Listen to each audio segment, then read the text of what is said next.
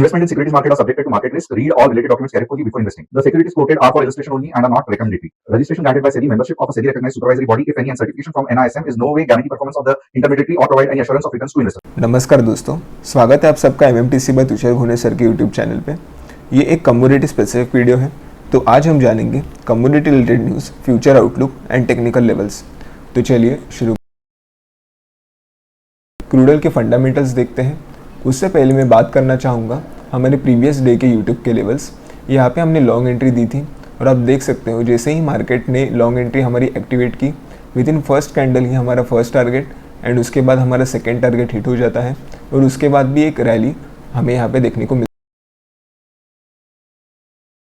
है। तो बढ़ते हैं आज के फंडामेंटल्स की तरफ। सबसे पहले बात करते हैं EIA crude oil inventory data की, जो कल इवनिंग में आया था।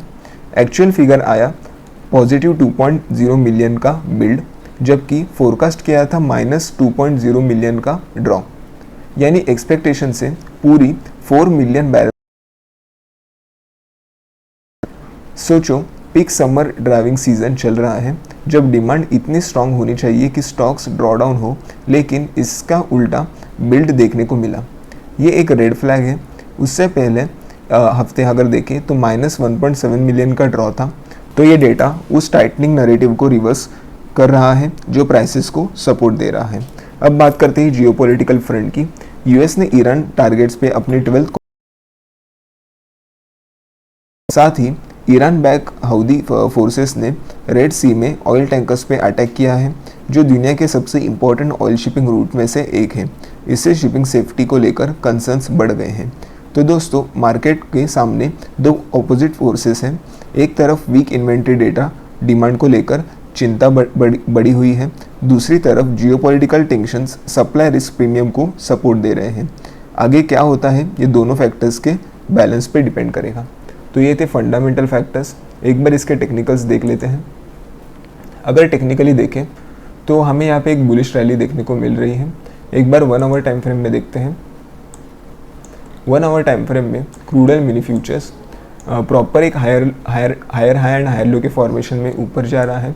अगर आज की बात करें तो उसने एक गैप अप ओपनिंग दी है, और नियर टर्म रेजिस्टेंस की बात करें तो 8750 से लेकर 8800 पे उसका एक रेजिस्टेंस पेंडिंग है। 15 मिनट में जाके इसके टेक्निकल लेवल जान लेते हैं।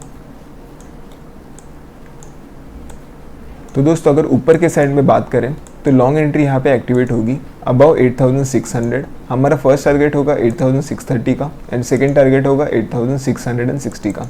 यहाँ पे हमारा स्टॉप लॉस मेंटेन होगा 8570 का। और अगर शॉर्ट एंट्री देखें तो 8375 के नीचे एक शॉर्ट एंट्री प्लान होगी। हमारा फर्स्ट टारगेट होगा 8345 का एंड सेकेंड टारगेट होगा 8315 का। यहाँ पे हमारा स्टॉप लॉस मेंटेन होगा 8405 का। तो ये थे technical levels, long and short entry levels for crude oil mini futures. आशा है ये आपको लेवल्स समझ में आए होंगे। एक बार अभी हम बात करेंगे नेचुरल गैस के बारे में। उससे पहले नेचुरल गैस में भी हमारी लॉन्ग एंट्री एक्टिवेट हुई थी, और आप देख सकते हो जैसे ही लॉन्ग एंट्री एक्टिवेट होती है हमारा फर्स्ट टारगेट, और मार्केट ने सेकेंड टारगेट के नज़दीकी क्लोजिंग दी, और आज गैप अप ओपनिंग के साथ हमारा सेकेंड टारगेट भी यहाँ पे हिट हुआ। तो ऐसे लेवल्स अगर आप जानना चाहते हो तो नीचे दिए हुए लिंक पे ज़रूर क्लिक करना, जो कि है कम्युनिटी लिंक, ताकि हमारी टीम आपसे कनेक्ट कर पाए और आप नेक्स्ट मूवमेंट कौन सा भी मिस ना कर पाओ। तो एक बार इसके फंडामेंटल्स भी जान लेते हैं। सबसे पहले बात करते हैं ट्रॉपिकल स्टॉर्म के बारे में, जिससे ट्रेडर्स यूएस गल्फ कोस्ट में क्लोजली मॉनिटर कर रहे हैं। करंट फोरकास्ट के मुताबिक ऑफशोर गैस प्रोडक्शन और एलएनजी फैसिलिटीज़ पे सिर्फ लिमिटेड डिस्ट्रप्शन एक्सपेक्टेड है।